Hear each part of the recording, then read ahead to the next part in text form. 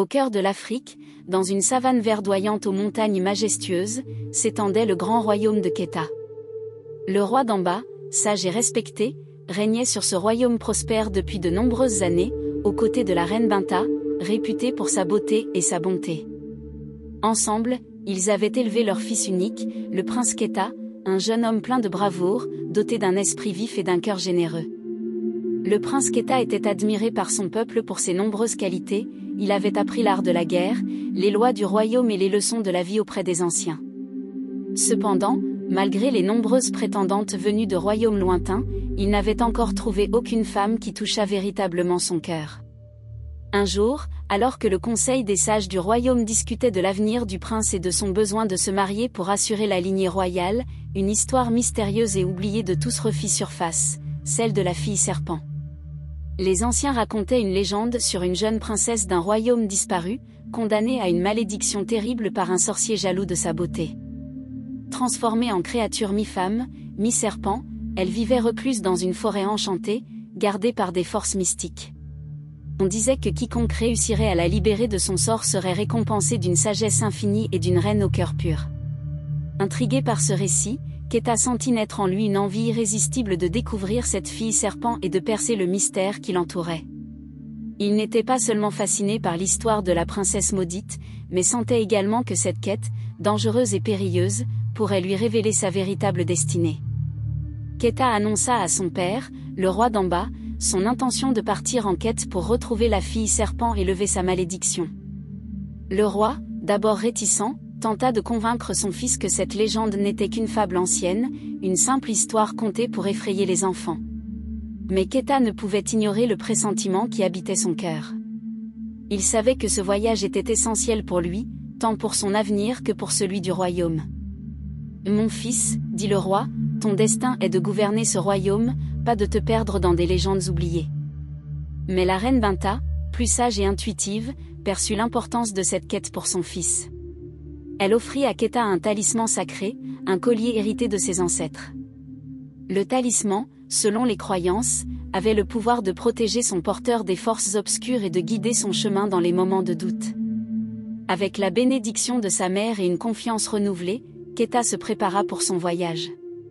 Il enfila ses plus belles armes, une épée forgée par les meilleurs artisans du royaume, et des vêtements de voyage en peau de lion, symbole de sa bravoure.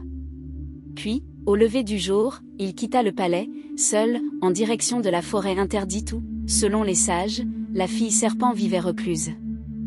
Le voyage de Keta à travers les vastes étendues du royaume fut long et épuisant. Chaque jour, il traversait des villages pittoresques, des rivières majestueuses et des montagnes imposantes. Les habitants qu'il rencontrait sur son chemin parlaient avec crainte de la forêt interdite. On disait qu'elle était hantée par des esprits anciens, que des voyageurs s'y étaient perdus à jamais, et que les arbres eux-mêmes murmuraient des incantations effrayantes. Malgré ces avertissements, Keta restait inébranlable dans sa mission. Il savait que la légende de la fille serpent détenait une part de vérité, et son cœur le guidait vers cet endroit mystérieux. Alors qu'il progressait, il croisa un vieil homme au bord d'une rivière. Cet homme, vêtu de haillons mais portant des yeux remplis de sagesse, l'arrêta et lui dit : « Je sais où tu te rends, jeune prince. La forêt te mettra à l'épreuve.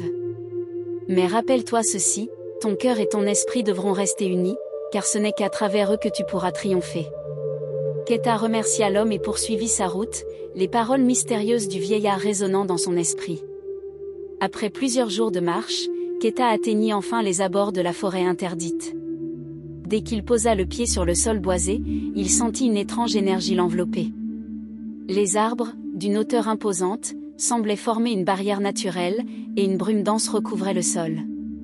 Des ombres furtives se déplaçaient dans les sous-bois, et le silence pesant était seulement brisé par des bruits lointains, comme des murmures. Plus il avançait dans cette forêt mystique, plus le chemin devenait incertain.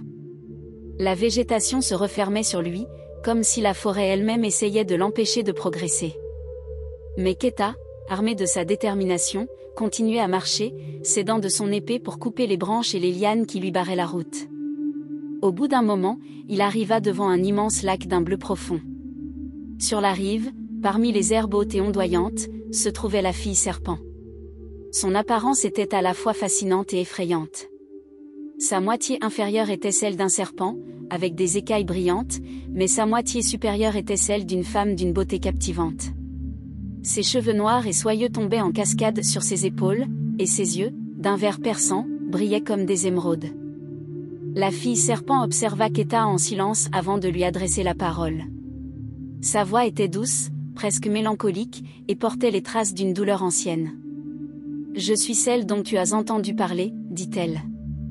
Maudite par un sorcier malveillant, je suis condamnée à vivre ainsi jusqu'à ce qu'un homme pur de cœur et de volonté me libère de cette forme maudite. Mais cette libération ne viendra pas sans sacrifice. » Elle expliqua à Keta qu'il devrait passer 3 épreuves, chacune plus difficile que la précédente. Ces épreuves testeraient son courage, sa sagesse et son cœur. Si Keta échouait, il serait piégé dans la forêt pour l'éternité, comme tant d'autres avant lui. Mais Keta, animé par son désir de sauver la fille serpent et par une nouvelle émotion qu'il ne comprenait pas encore, l'amour, accepta de relever ses défis. La première épreuve consistait à traverser un labyrinthe enchanté, gardé par des esprits malicieux. Ce labyrinthe, situé dans les profondeurs de la forêt, était conçu pour désorienter et égarer ceux qui osaient s'y aventurer. À l'intérieur, Keta fut confronté à des visions d'illusions qui prenaient la forme des êtres qu'il aimait le plus, son père, sa mère, et même son peuple l'appelait, lui demandant de renoncer à sa quête et de revenir au royaume. Mais Keta, se souvenant des paroles du vieil homme et touchant son talisman, réussit à repousser ses illusions. Il savait que ses vrais proches étaient loin d'ici, et que tout cela n'était qu'une ruse pour l'empêcher d'avancer. En restant fidèle à son cœur, il parvint à sortir du labyrinthe, prouvant que son esprit était fort et clair. La deuxième épreuve mena Keta aux abords d'un lac sans fond, où il devait récupérer une perle magique gardée par des esprits de l'eau. Ce lac n'était pas un simple plan d'eau, mais une porte vers le royaume des esprits, un monde où le temps s'écoulait différemment et où les lois de la réalité étaient déformées. Keta plongea dans les eaux sombres, sachant que la moindre hésitation pourrait lui coûter la vie. En naviguant dans les profondeurs, il fut attaqué par des créatures effrayantes, mais avec l'agilité d'un guerrier et la protection de son talisman, il parvint à déjouer leurs attaques. Après ce qui lui sembla être des heures de lutte, il trouva enfin la perle scintillante et la rapporta à la surface. Pour la dernière épreuve, la fille serpent emmena Keta dans une clairière baignée par la lumière de la lune. Là, un grand autel de pierre se dressait au centre, entouré de statues d'anciens rois et reines. Au milieu de l'autel, une coupe d'or étincelait dans la lumière lunaire. Cette épreuve n'était pas physique, mais demandait un sacrifice personnel. La fille serpent, le regard triste, expliqua à Keta la nature de cette ultime épreuve.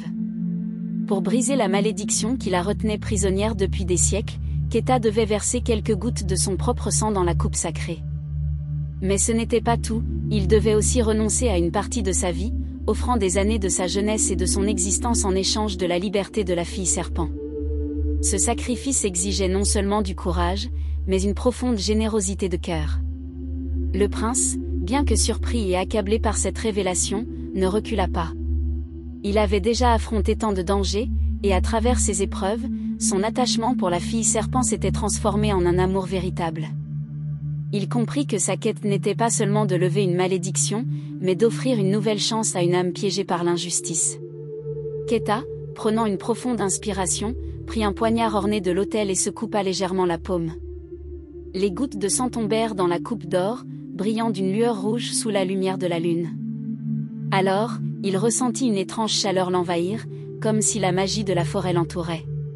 Son corps s'affaiblit légèrement, mais son cœur resta ferme et déterminé. Aussitôt que le sang du prince eut touché la coupe, un vent puissant balaya la clairière. Les arbres se mirent à vibrer et les statues semblèrent s'animer. La fille serpent, qui jusque-là n'avait fait qu'observer avec tristesse, commença à briller d'une lumière intense. Ses écailles de serpent commencèrent à se transformer, se décomposant en poussière dorée, révélant des jambes humaines en dessous. La transformation se poursuivit, et en quelques instants, la fille serpent n'était plus. Devant Keta se tenait une jeune femme d'une beauté incomparable, sa peau brune rayonnante sous les étoiles. Ses yeux verts, autrefois effrayants, étaient maintenant empreints de douceur et de gratitude. « Tu as réussi, prince Keta, dit-elle doucement. Tu m'as libéré de cette malédiction qui pesait sur moi depuis des siècles. Désormais, je suis libre, et c'est grâce à toi. » Keta, affaibli par son sacrifice, sourit en la regardant. Il avait accompli sa mission, mais il sentait qu'il avait gagné bien plus qu'une simple victoire. Il avait découvert la vraie signification du sacrifice, de l'amour et du destin. Après la libération de la princesse, Keta et la jeune femme reprirent le chemin du retour vers le royaume de Keta. Les terres sauvages, qui semblaient autrefois hostiles et menaçantes, leur parurent désormais apaisées, comme si la nature elle-même célébrait la fin de la malédiction. La forêt enchantée avait perdu son atmosphère sinistre, et les animaux qu'ils croisaient leur semblaient désormais bienveillants. À leur arrivée au royaume, la population les accueillit avec des acclamations et des chants. La nouvelle de l'exploit du prince Keta s'était répandue bien avant leur retour. Le roi d'Amba, ému par la bravoure de son fils, accueillit la jeune femme comme s'il la connaissait déjà. La reine Binta, qui avait toujours cru en la quête de son fils, serra Keta dans ses bras, reconnaissante qu'il soit revenu sain et sauf. Lors d'une grande cérémonie, la princesse révéla son nom, elle s'appelait Nafi, héritière d'un royaume perdu qui avait sombré dans l'oubli après sa malédiction. Elle fut acceptée avec honneur au palais, et peu de temps après, Keta et Nafi se marièrent, unissant ainsi deux âmes liées par une quête héroïque et un amour né de la compréhension et du sacrifice. Le règne de Keta et de Nafi fut marqué par la paix et la prospérité. Ensemble, ils régnèrent sur le royaume de Keta avec sagesse et compassion, inspirés par les leçons tirées de leur voyage à travers les terres enchantées. Leur histoire, celle d'un prince courageux et d'une princesse maudite, fut racontée à travers les âges par les griots, les poètes et les conteurs, rappelant à tous que le véritable amour transcende les apparences et les épreuves.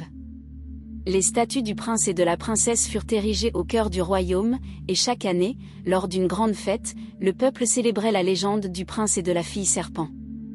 Leur histoire devint un symbole d'espoir, rappelant que même dans les moments les plus sombres, la lumière du courage et du sacrifice pouvait tout illuminer. Ainsi, la légende du prince et de la fille serpent se perpétua à travers les générations, rappelant à chacun que l'amour, la foi et la bravoure peuvent défaire les malédictions les plus puissantes et triompher des forces les plus obscures. Le conte du prince et de la fille serpent nous enseigne une grande vérité, que parfois, les plus grandes épreuves de la vie ne sont pas celles qui testent notre force physique, mais celles qui nous demandent de faire des sacrifices pour ceux que nous aimons. C'est dans ces moments que notre véritable nature se révèle et que les plus belles histoires naissent.